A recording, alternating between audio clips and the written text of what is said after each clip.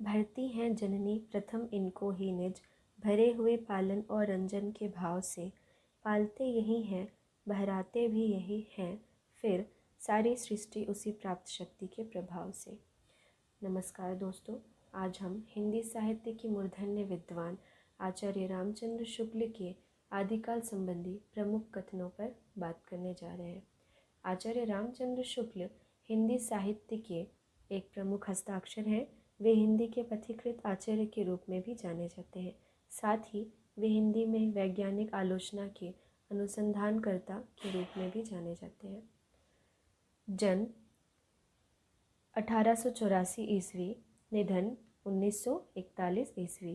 प्रमुख कृतियाँ: हिंदी साहित्य का इतिहास, रस मीमांसा, गोस्वामी तुलसीदास, महाकवि सूरदास, चिंतामणि 2 भाग, विश्व प्रपंच संपादन, जायसी ग्रंथावली, नागरी प्रचारणी पत्रिका, भ्रमर गीत सार आदि। आचार्य रामचंद्र शुक्ल कृत हिंदी साहित्य के इतिहास से। किसी काल के कवियों की साहित्यिक विशेषताओं के संबंध में मैंने जो संक्षिप्त विचार प्रकट किए हैं, वे दिग्दर्शन मात्र के लिए इतिहास की पुस्तक में किसी कवि की पूरी या अधूरी आलोचना भी नहीं हो सकती। आचार्य शुक्ल ने हिंदी साहित्य के 900 वर्षों के इतिहास को 4 कालों में विभक्त किया है। आदिकाल यानी वीर गाथा काल, संवत 1050 से 1375। पूर्व मध्यकाल यानी भक्तिकाल, संवत 1375 से 1700। उत्तर मध्यकाल यानी रीतिकाल, संवत 1700 से 1900। आधुनिक काल यानी गद्यकाल, संवत 1900 से 1984।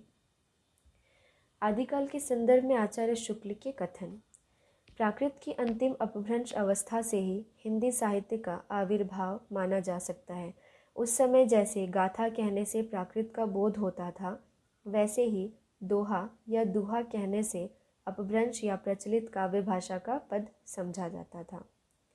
अपभ्रंश या प्राकृत भाष हिंदी के पदों का सबसे पुराना पता तांत्रिक और योग मार्गी बौद्धों की सांप्रदायिक रचनाओं के भीतर विक्रम की 7वीं शताब्दी के अंतिम चरण में लगता है। मुंज और भोज के समय 1050 के लगभग। तो ऐसी अपभ्रंश या पुराने हिंदी का पूरा प्रचार शुद्ध साहित्य या काव्य रचनाओं में पाया जाता है। अतः हिंदी साहित्य का आदिकाल संवत 1050 से लेकर संवत 1375 तक, अर्थात महाराज भोज के समय से लेकर हम्मीर देव के समय के कुछ पीछे तक माना जा सकता है। बोलचाल की भाषा घिस घिस कर बिल्कुल जिस रूप में आ गई थी, सारा वही रूप न लेकर कवि और चारण आदि भाषा का बहुत कुछ वह रूप व्यवहार में लाते थे, जो उनसे 100 वर्ष पहले से कवि परंपरा रखती चली आती थी। अपभ्रंश के जो नमूने हमें पदों में मिलते हैं, वे उस काव्य भाषा के हैं जो अपने पुरानेपन के कारण बोलने की भाषा से कुछ अलग बहुत दिनों तक, आदिकाल के अंत क्या उसके कुछ पीछे तक पोथियों में चलती रही। जनता की चित्तवृत्तियों की परंपरा को परखते हुए साहित्य परंपरा के साथ उनका सामंजस्य दिखाना ही साहित्य का इतिहास कहलाता है।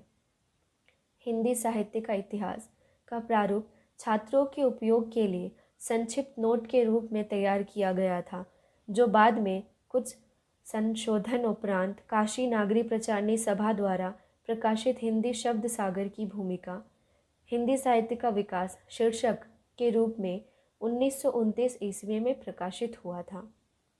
विद्यापति के पद अधिकतर श्रृंगार के ही हैं, जिनमें नायिका और नायक राधा कृष्ण हैं। आध्यात्मिक रंग के चश्मे आजकल बहुत सस्ते हो गए हैं। उन्हें चढ़ाकर जैसे कुछ लोगों ने गीत गोविंद के पदों को आध्यात्मिक संकेत बताया है, वैसे ही विद्यापति के पदों को भी। जिस समय मुसलमान भारत में आए थे, उस समय सच्चे धर्म भाव का बहुत कुछ हास हो चुका था। परिवर्तन के लिए बहुत बड़े धक्कों की आवश्यकता थी। आदिकाल की दीर्घ परंपरा के बीच 150 वर्षों के भीतर रचना की किसी विशेष प्रवृत्ति का निश्चय नहीं होता है। धर्म, नीति, श्रृंगार, वीर सब प्रकार की रचनाएं दोहों में मिलती हैं। आदिकाल की जो साहित्यिक सामग्री प्राप्त है, उसमें से कुछ तो असंदिग्ध है और कुछ संदिग्ध है। असंदिग्ध सामग्री जो कुछ प्राप्त है उसकी भाषा अपभ्रंश अर्थात प्राकृताभाष हिंदी है। अपभ्रंश नाम पहले पहल वल्लभी के राजा धार सेन द्वितीय के शिलालेख में मिलता है, जिसमें उसने अपने पिता घोसेन को संस्कृत, प्राकृत और अपभ्रंश तीनों का कवि कहा है। सिद्धों व नाथों की रचनाएं तांत्रिक विधान, योग साधना, आत्मनिग्रह, श्वास निरोध, भीतरी चक्रों और नाड़ियों की स्थिति, अंतर्मुख साधना के महत्व इत्यादि की सांप्रदायिक शिक्षा मात्र है। जीवन की स्वाभाविक अनुभूतियों और दशाओं से उनका कोई संबंध नहीं, अतः वे शुद्ध साहित्य के अंतर्गत नहीं आती। उनको उसी रूप में ग्रहण करना चाहिए जिस रूप में ज्योतिष, आयुर्वेद आदि के ग्रंथ। चरित्र काव्य या आख्यान काव्य के लिए अधिकतर चौपाई, दोहे ही पद्धति ग्रहण की गई है। चौपाई, दोहे की यह परंपरा हम आगे चलकर सूफियों की प्रेम कहानियों में, तुलसी के रामचरितमानस में तथा छत प्रकाश, ब्रजविलास, सबल सिंह चौहान के महाभारत इत्यादि अनेक आख्यान काव्यों में पाते हैं। महासुख वह दशा बताई गई जिनमें साधक शून्य में इस प्रकार विलीन हो जाता है जिस प्रकार नमक में पानी। इस दशा का प्रतीक खड़ा करने के लिए युग, नद्ध, स्त्री पुरुष का आलिंगन, जोड़ा आदि की भावना की गई। यह पंक्ति यूजीसी नेट 2018 में दी गई थी। प्रज्ञा और उपाय के योग से महासुख दशा की प्राप्ति मानी गई। इसे आनंद स्वरूप ईश्वरत्व ही समझिए। निर्माण के 3 अवयव ठहराए गए, शून्य, विज्ञान और महासुख।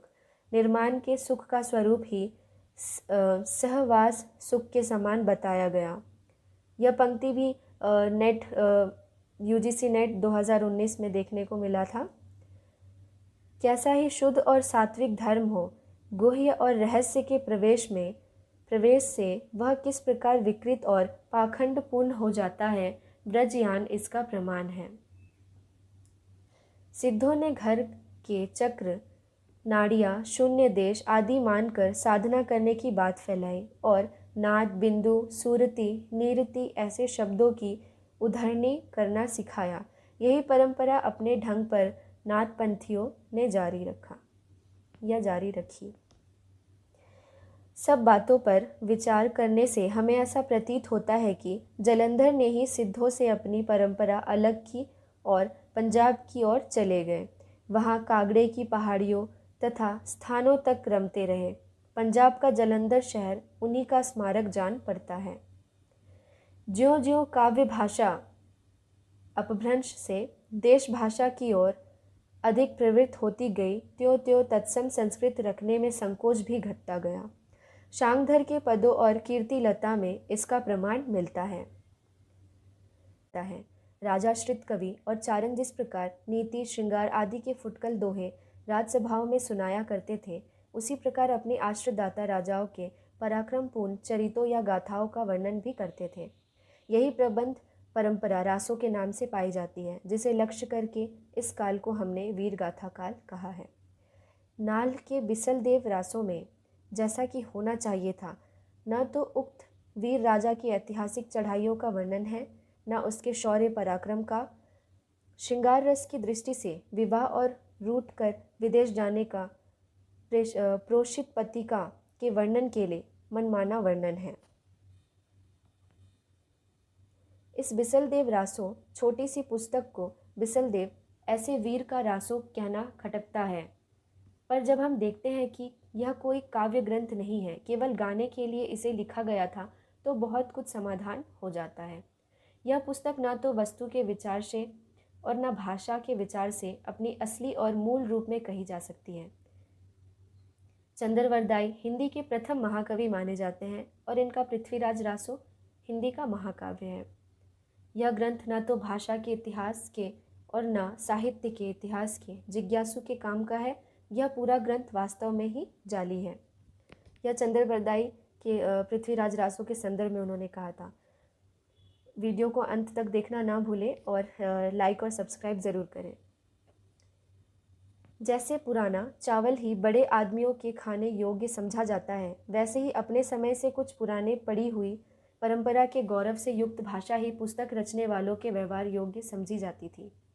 खुसरो के नाम पर संग्रहित पहेलियाँ में कुछ प्रक्षिप्त और पीछे की जोड़ी पहेलियाँ भी मिल गई हैं।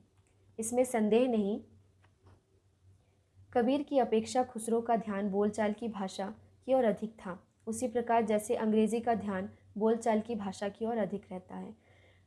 खुसरो का लक्ष्य जनता का मनोरंजन था, पर कबीर धर्म उपदेशक थे, अतः उनकी वाणी पोथियों की भाषा का सहारा कुछ न कुछ खुसरो की अपेक्षा अधिक लिए हुए है। यह पंक्ति यूजीसी नेट 2015 में देखने को मिली थी।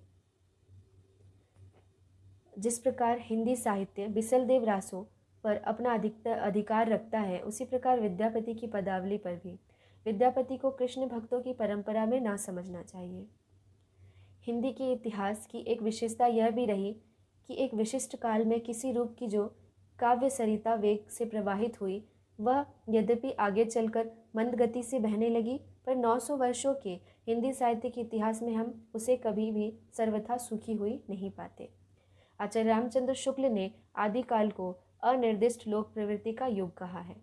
ये अच्छे कवि और सूत्रकार थे, शांगदर के संदर्भ में कहा था। कन्हप्पा के रचनाओं में उपदेश की भाषा तो पुरानी टकसाली हिंदी काव्य भाषा है, पर गीत की भाषा पुरानी बिहारी या पूर्वी बोली मिली है। यह भेद हम आगे चलकर कबीर की भाषा साखी रामायणी की भाषा में पाते हैं। साखी की भाषा तो खड़ी बोली राजस्थानी मिश्रित सामान्य भाषा सदुकड़ी है, पर रामायणी के पदों की भाषा में काव्य की ब्रज भाषा और कहीं कहीं पूर्वी बोली भी है।